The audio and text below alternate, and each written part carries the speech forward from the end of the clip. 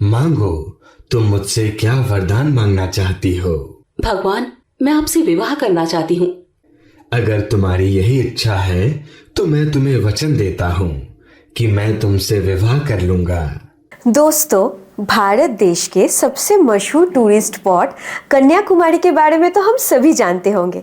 ये शहर ऐतिहासिक और अपने प्राकृतिक छटाओं की वजह से मशहूर है। दोस्तों, आज हम आपको बताने जा रहे हैं ये कन्याकुमारी शहर का नाम कन्याकुमारी क्यों, कैसे और कब पड़ा। एक पौराणिक कथा के अनुसार वानासुर नाम का एक असुर हुआ करता था, जो कि बहुत ही क्रूर और बलशाली था। उसने भगवान शिव की तपस्या करके उन्हें प्रसन्न कर लिया था। ओम नमः शिवाय, ओम नमः शिवाय। अपनी आंखें खोलो बाणासुर, मैं तुम्हारी तपस्या से प्रसन्न हुआ। मांगो, तुम क्या वरदान मांगना चाहते हो? प्रणाम भगवान। हे देवों के देव महादेव, मैं चाहता हूं कि इस पूरी सृष्टि में मेरा वध किसी कुंवारी कन्या के अलावा और कोई ना कर सके। तथास्तु। भगवान शिव से ये वरदान पाकर वानासुर और भी ज्यादा अत्याचारी हो गया। लेकिन उसी समय भारत देश में भरत नाम का एक राजा हुआ करता था। राजा भरत के 8 पुत्र और एक कन्या संतान थी। ऐसा माना जाता है कि उनकी 9वीं संतान, जो कि कन्या थी, वो आदि शक्ति का एक अंश थी, जो कि वानासुर के वध के लिए जन्मी थी। राजा भरत ने अपनी पुत्री का नाम कन्या रखा था।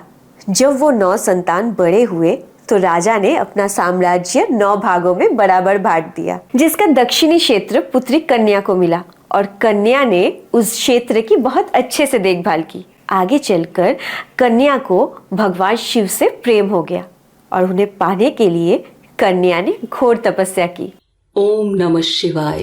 काफी समय तक कन्या तपस्या में लीन हो गई थी, जिसे देखकर भगवान शिव प्रसन्न हो गए और उसे वरदान दिया। उठो कन्या, अपनी आंखें खोलो, मैं तुम्हारी तपस्या से बहुत प्रसन्न हूँ। मांगो, तुम मुझसे क्या वरदान मांगना चाहती हो? भगवान, मैं आपसे विवाह करना चाहती हूँ। आपके सिवा किसी अन्य को मैं अपने पति के रूप में स्वीकार नहीं कर सकती। इसीलिए हे भगवान, अगर आप मेरी तपस्या से प्रसन्न हैं तो मुझसे विवाह कर लें। ठीक है, अगर तुम्हारी यही इच्छा है तो मैं तुम्हें वचन देता हूँ कि मैं तुमसे विवाह कर लूंगा। कुछ समय बाद विवाह की तैयारी जोरों से होने लगी। भगवान भोलेनाथ बारात लेकर निकल ही रहे थे, तभी नारद जी को इस बात की भनक लग गई कि भगवान भोलेनाथ जिससे विवाह करने जा रहे हैं वो कोई साधारण कन्या नहीं, बल्कि उसका जन्म वानासुर के वध के लिए हुआ है। अगर कन्या ने विवाह कर लिया तो वो दैत्य बाणासुर का वध कैसे कर पाएगी?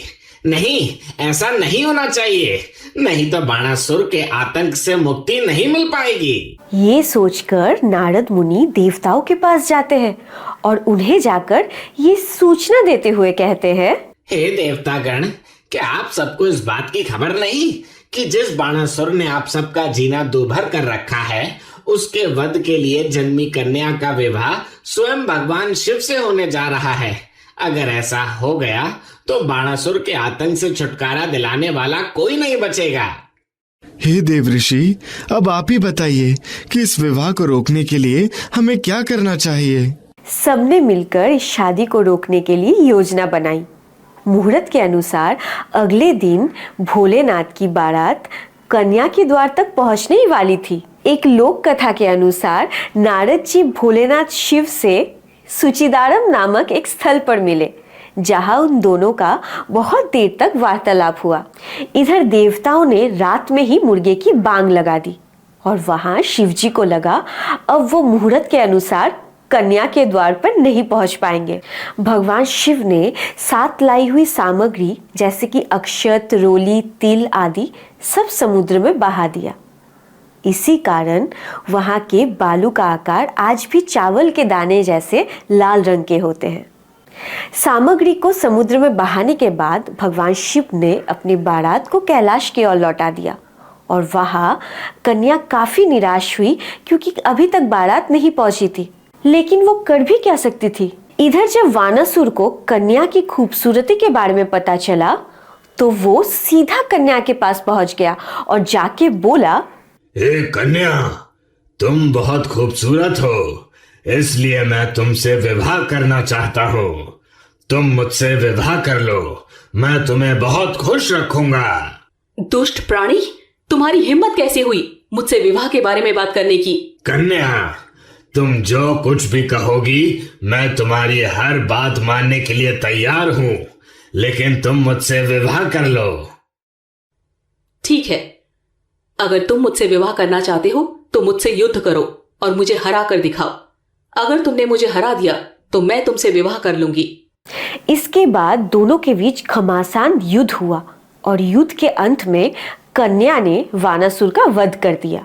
यहाँ देवताओं की खुशियों का ठिकाना नहीं रहा और वहाँ कन्या पूरी जिंदगी कुंवारी रह गई।